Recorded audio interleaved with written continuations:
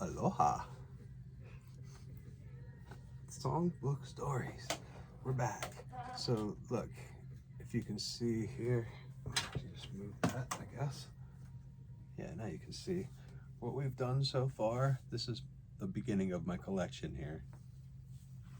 These are the numbers. Yeah. And this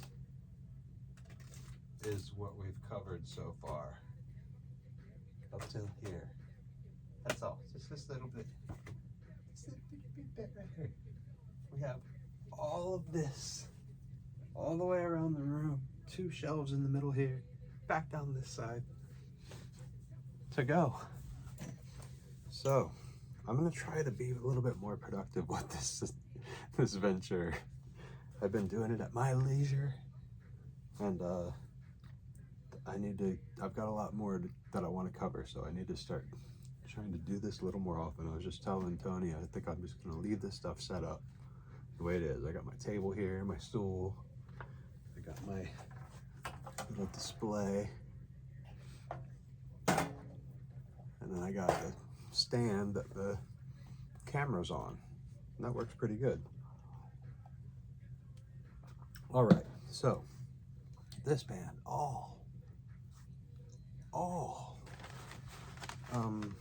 they are incredible. I've got 3 records of theirs, these 3. They're all in different colors. This one's green, like a opaque green, really cool. That one's Pummel. I got Mass Nerder on translucent orange, really cool. And then Problematic on translucent red. Some cool pressings that they did of those albums. Here's Mass Nerder on CD. I got Alroy's Revenge, Alroy Saves, and this is a promo for a 1-track promo for $1 million that was on some radio station called Nerve. Don't know.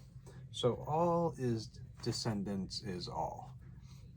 I highly recommend watching this documentary on Descendants and all, because they are an astounding band with an amazing history, track record, whatever you want to call it. They've worked with the best in the industry for so many years now, it's ridiculous. And they're involved with stuff that you wouldn't even realize. They backed one of my favorite bands, the Lemonheads.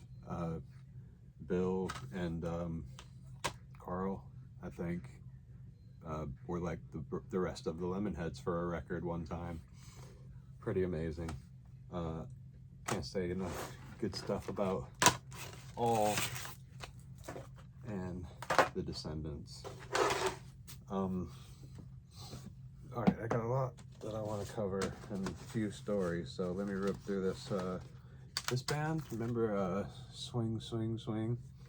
This was in a box. There was a box of CDs that somebody just tried to donate to my friends Hannah and Roman at their record store, East West Records, back in the day.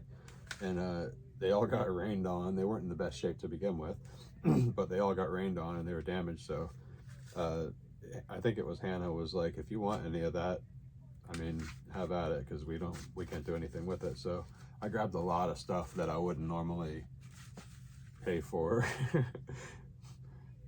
Dirty Little Secret, I remember that one too. And Move Along. They did have a couple of pretty good songs. I never even really checked this one out. I should. All American Rejects. I don't think that's the right cover for that. Yeah, see, they're all messed up, sticky and stuff. Anyway, I just have them to have them. Lily Allen. This is a promo.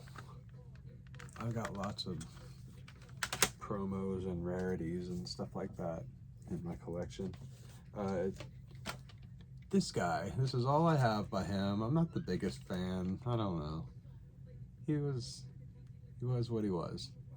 This actual VHS tape belonged to Adam back in the day. Then I think he gave it to my friend JR, and he gave it to me. But yeah, it used to say in his handwriting of the Sharpie there, Adam.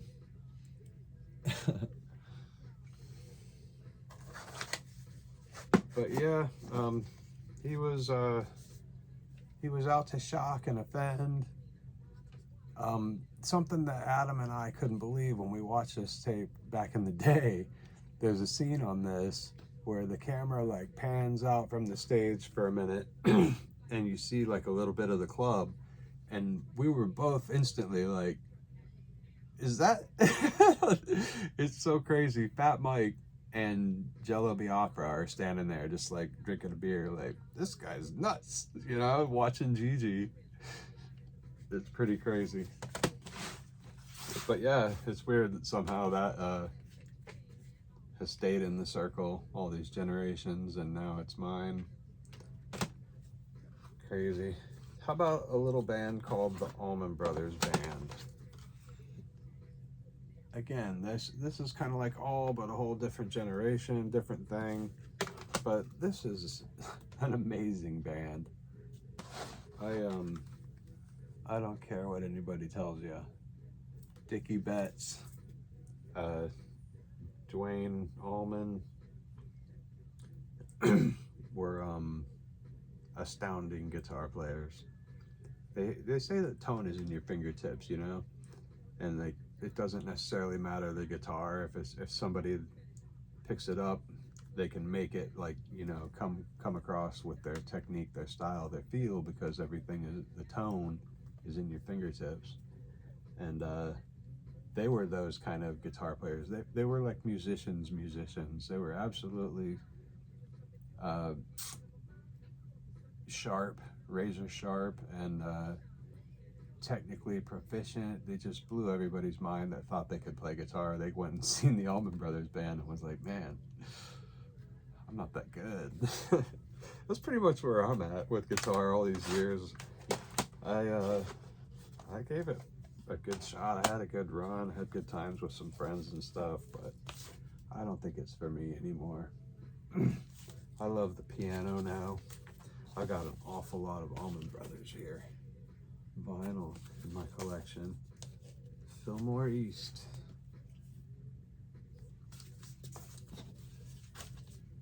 I've just randomly found all of these through the years, thrifting, pawn shops, wherever. Like, I've found an awful lot of stuff. I keep saying awful lot, an awful lot. But yeah, a year or two ago, well, 21, they did this one for Record Store Day. I still got it sealed, but you can see I bought it from East West. It was one of the last, if not the last year they were open, I think. It was really sad to see that one go. I was buying records from Hannah and Roman since I was knee-high to a 9-foot Indian, as Bob Ross used to say. Uh-oh, we got a Pablo in here. You see him down there? He's having a bath. Okay, last but not least, we have this band, ALOHA. If you hadn't heard anything that I just listed, really, like, look it up and expand your horizons, man. That's why we're here. Okay, so cut, fade away, fade back to about 2000, early 2000s, let's say. I was really into two labels. This is how Adam and I found out about a lot of bands back in the day, between comps like this and actually reading the liner notes and stuff, learning what you can about the bands from what was in it, what was said, and thank yous on the ends of their albums. And they would often thank, you know, bands that they toured with, friends with, whatever, that were similar. So we would get into some band that we'd never heard of and then check out the 5 bands that they mentioned in their thank yous, and all of a sudden we got 3 new bands or something that we really love and dig, you know. So it's a great way to find out about music with like a grassroots DIY ethic. Because we were alive before there was an internet, and we actually had to try to have taste in music. Like, and now kids nowadays, people are just handed taste in music, and they still don't have it. Oh, that's why I'm here. I'm trying to learn ya. All right, so early 2000s, there was a label called Jade Tree. There's their logo there with the little tree. Jade Tree Records, out of Delaware, I believe. And there was a label called Polyvinyl, which there's a really small version of their logo. It's got the little compass point on it, northeast, southwest. Never eat soggy waffles. Is that what you say? Or do you have a different compass name? But anyway, let's go back here. So Jade Tree put out Location Is Everything Volume 1. Polyvinyl put out one called Direction. And this one was like, holy snot, like nothing on here. That's all there was is that picture, the CD with the compass thing, and the track listing. But holy cow, I was in love with a couple of these bands, like instantly. Even to the point, Rainer Maria is one of them. And I ended up street teaming, if you know what that is, for Rainer Maria for a couple of years back in the day, in their Polyvinyl heyday. I was a street teamer for them, putting up posters and stickers and stuff like that. I didn't really do too much, but I did some stuff for Polyvinyl Records personally back in the day. And then yeah, Jade Tree Records is another where just heard about all these crazy bands. Jetstra Brazil was on here, Mile Marker, Cub Country, Denali, New and Original, Girls Against Boys, Pedro the Lion, One Line Drawing, The Promise Ring, Paint It Black. Like a couple of those bands, when I first heard them, I was just like, oh wow, I gotta hear everything else that these bands have done, because it was just great. So then later, I think like a year or two later, both of those labels dropped another compilation. Jade Tree put out this double disc of like Hard to Find and early stuff, first 5 years, out of press things, and I never really felt too much off that one as like I did the other one. But the Redirection, the Polyvinyl follow-up compilation, was another banger, just incredible CD that I still listen to this day. Some of the stuff on here, a much more refined Polyvinyl Records. By this point, they were really professional. This one, the early one, was definitely like a DIY kind of vibe and sound, whereas this came out polished and clean and Redirection. They went one direction and they about faced. All right, so I say all of that to say that's how I found out about the band ALOHA, because they were on the Redirection compilation with a song called 100, I can't read it, 100 Stories. And yeah, I just instantly like really fell in love with their sound. The guy's name, Cale Parks, plays it's not called the xylophone, but like the much bigger, I forget what they call it.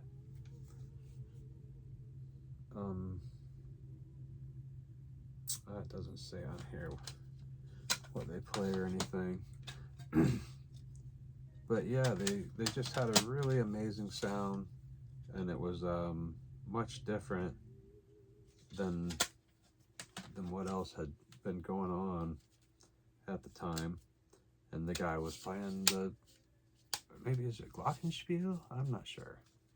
The really big version of a xylophone, but this guy could play it with 2 mallets in each hand, hitting different notes and stuff. Like, he was proficient at the instrument. It wasn't just like a gimmick or something. It was really part of the band, and it really set them apart, in my opinion, from pretty much every other band I've ever heard. Like, it really makes them unique, because have you ever heard a band with a xylophone player, like a permanent xylophone player? It's pretty crazy. But very interesting as well. I got the Boys in the Bathtub 7-inch. I got one of their more recent ones, Life Window, Little Windows Cut Right Through. I picked up. It's decent, but it didn't hit me still like the older stuff. I've still got this burned copy that I have from their early Here Comes Everyone, which was one of my favorites. And luckily, back in 2013, for Record Store Day, they did a limited of 1,000 copies of this old, long out of press record that I love and never did get a copy of back when it was out, you know, so I was really happy to be able to score that one. And we got That's Your Fire. I got a lot of promos here. These three, Lightworks, Some Echoes, and Homemakers, are all 3 promo copies. And this one's actual label one. That's Your Fire. But yeah, I really love ALOHA. And Cale Parks, the main guy, actually went on to become a part-time kind of like a member of another band called Joan of Arc that I really respect. I think Joan of Arc is one of the most gutsy bands I've ever heard in my entire life, because they're just completely unafraid to do what they did so well, which is like out there, spaced out, like anything but a distortion pedal, basically. It kind of was their ethos. Is that the right word? But anyway, I'm rambling on. Here's a couple of movies I watched recently that we enjoyed. I liked Scream 7. It was good. I give it 7 thumbs up. Fantastic Four reboot was decent. It was pretty good. I liked it. It had a good vibe. I randomly found this at Goodwill, and it was on my list, the Terry Gilliam list, recently, a couple weeks ago, but just a few movies that I've watched recently that I really thought was cool. THX 1138, the George Lucas debut, director's cut. That one was a really interesting one to watch too. We watched movie night for both of those, the Zero Theorem. We had the gang come by and watch them. So check out ALOHA if you want to start where I am all about. Here Comes Everyone. I really love this record. I mean, all the other stuff is great too, but this was the one that I was like really into when it came out and stuff. Couldn't get enough of it. But yeah, these 2 things here, Filmage, The Story of Descendants and All, and ALOHA, Here Comes Everyone. That's your homework. I want you to go check that out. Get back to me.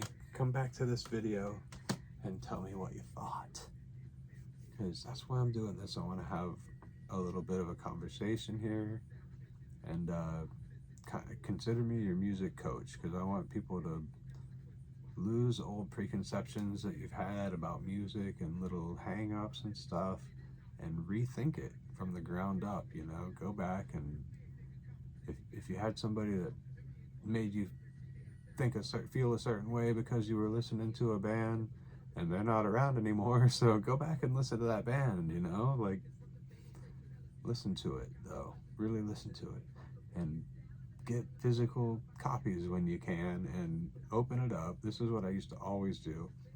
Put headphones on first of all.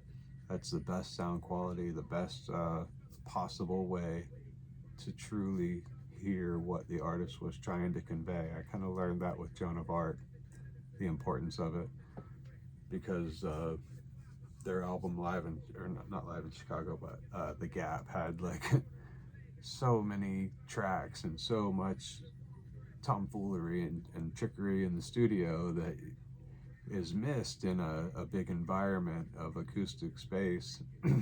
But when you get headphones on, you really hear the stereo pans, the fast pans and things. Like, you hear a lot more with headphones. I do anyway, because I'm deaf.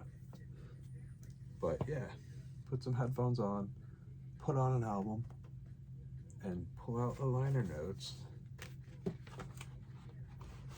and peruse them as you listen. That's what I used to do all the time. Put my headphones on, got my drink, got my lyrics, hit play. I'll see you next time. Aloha.